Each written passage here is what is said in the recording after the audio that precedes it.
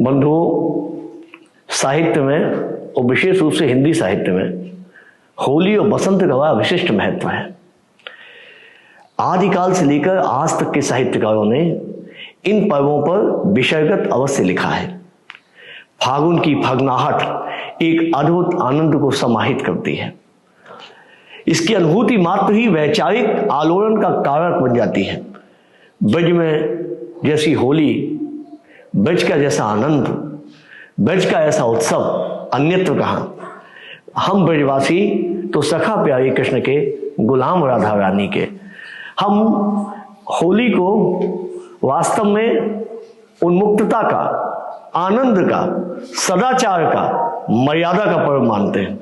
उस उन्मुक्तता है लेकिन उसमें मर्यादा की सीमा रेखा है।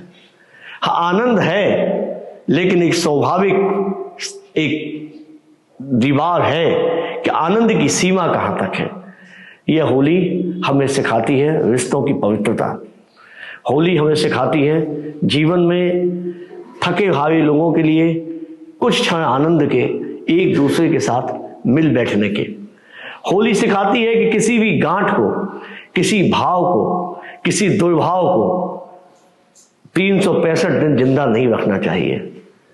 अगर कभी कुछ दुर्भाव है तो होली के रंग में उस दुर्भाव, उस गांठ को गल जाना चाहिए। यही होली का संदेश है, यही होली का वैचारिक धरातल है कि हम इस होली की ज्वाला में अपने तमाम विकारों को नष्ट कर दें।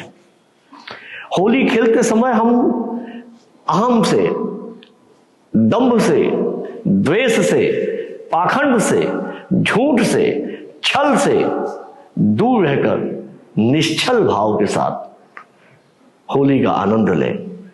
इसलिए ये होली का पर्व हमें जीवन में मर्यादा और भारतीय संस्कृति के अनुरूप एक दूसरे के साथ मिलने का अवसर देता है।